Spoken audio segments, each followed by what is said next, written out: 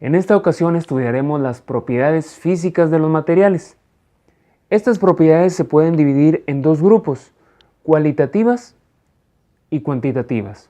Las propiedades cuantitativas pueden ser intensivas o extensivas. Vamos a ver a continuación la definición de cada una de ellas. Propiedades cualitativas. Son las propiedades que se detectan por medio de los sentidos. No tienen valor numérico porque es difícil medirlas.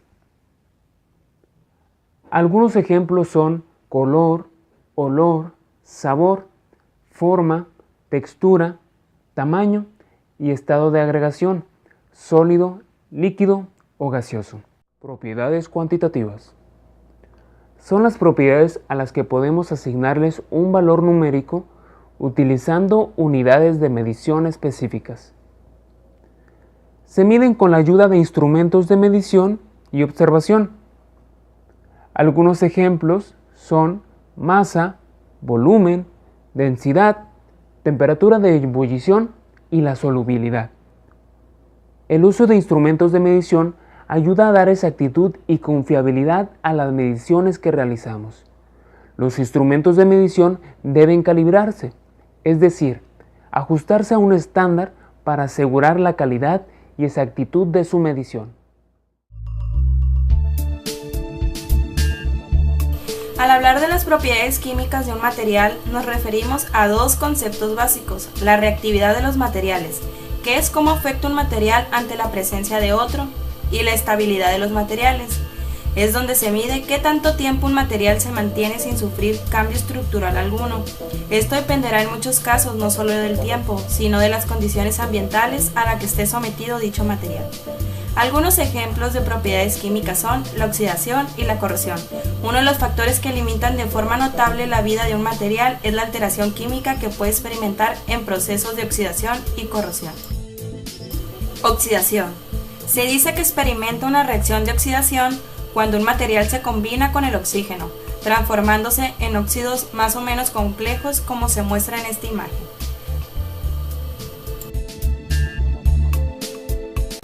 Para aumentar su resistencia a la oxidación, el acero dulce se alea con otro material, por ejemplo, con cromo, aluminio o silicio, que tenga una energía de oxidación mayor y una velocidad de oxidación menor que la suya.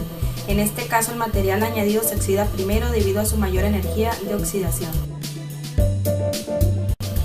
Se denomina corrosión cuando la oxidación de un material concreto se produce en un ambiente húmedo o en presencia de otras sustancias.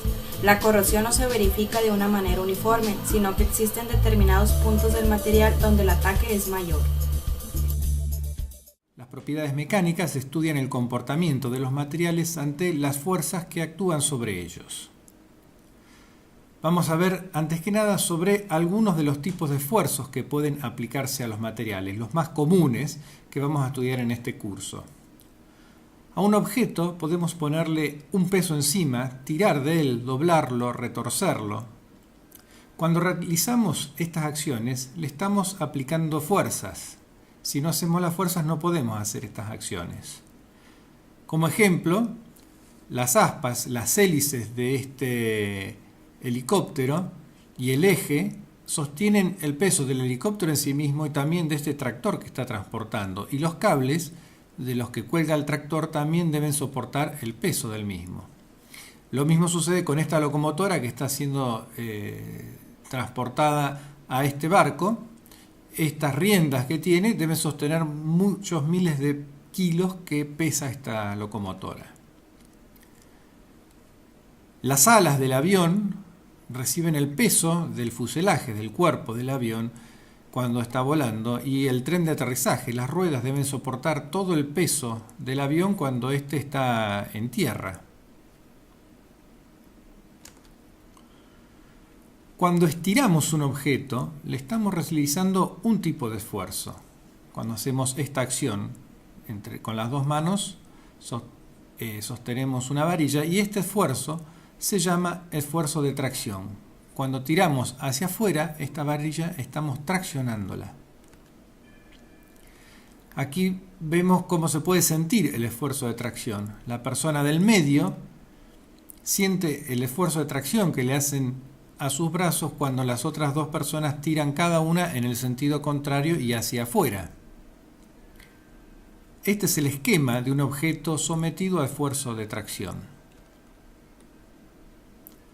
Cuando se tracciona un objeto, este tiende a alargarse, aumenta la distancia original que tenían, son estas líneas que tenemos aquí y aquí, que están marcadas acá, el objeto se ha alargado y a su vez tiende a estrecharse, en la parte media se hace más angosto. Según las características que tenga el material, esto puede verse a simple vista o puede no verse. En los puentes colgantes, como el Golden Gate en la ciudad de San Francisco, tanto el cable principal, este que viene por aquí, como las piezas estas que son verticales, que son llamadas tensores, están sometidas a esfuerzo de tracción. Esto puede verse aquí en el gráfico de la parte superior.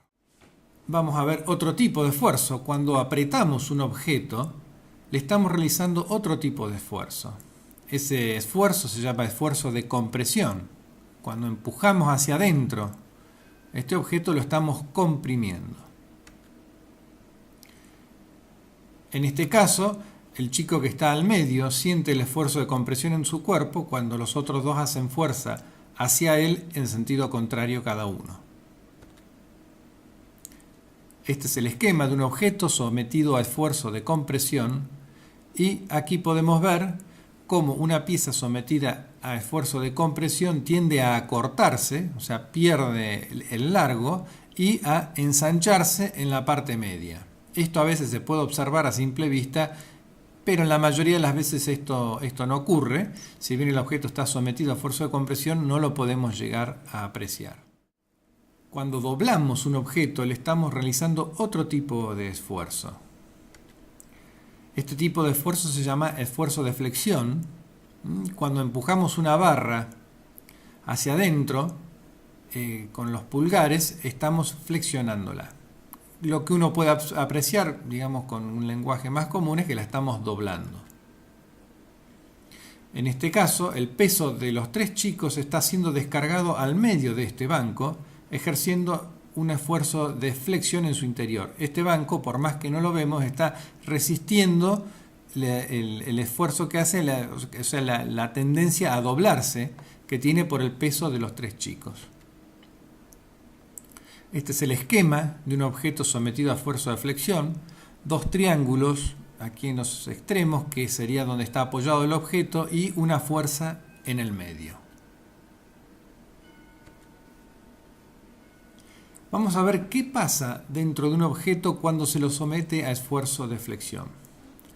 Aquí tenemos un objeto que va a ser sometido a este esfuerzo, lo apoyamos en los extremos y le dibujamos círculos en uno de los laterales del objeto, todos círculos iguales, puestos de esta forma a la misma distancia entre ellos. Al aplicar la fuerza al medio, esta fuerza que estamos aplicando acá, el objeto se flexiona, se dobla, y los círculos se deforman y varían las distancias entre ellos. Vamos a ver un poco más en detalle qué sucede. Los círculos de la parte interna de la curva, es decir, estos que están acá en la parte de arriba, están más cerca entre sí que los de abajo. Esta distancia es menor que esta. Los círculos de la parte interna de la curva están aplastados. Uno puede ver que no son más círculos, sino que son óvalos en el sentido vertical. Y los de la parte externa están estirados.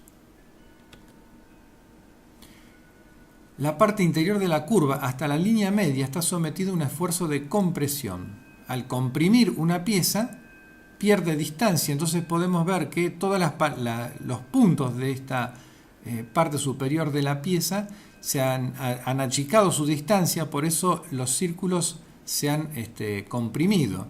Y lo contrario sucede en la parte exterior de la curva, donde hay un esfuerzo de tracción.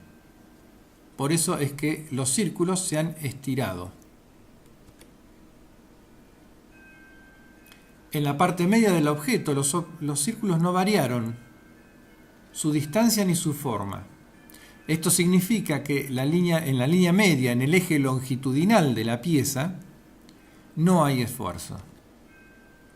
Y cuanto más nos alejamos de este eje longitudinal del medio, mayor serán los esfuerzos de tracción o de compresión según corresponda. El esfuerzo de flexión es la acción combinada y simultánea dentro del objeto del esfuerzo de tracción y de compresión al mismo tiempo. Como síntesis de todo esto, podemos ver que la mayoría de los objetos con los que convivimos y al realizar la mayoría de las acciones que hacemos nosotros o las que ocurren en un material, en un objeto, están soportando algunos de estos tres tipos de esfuerzo.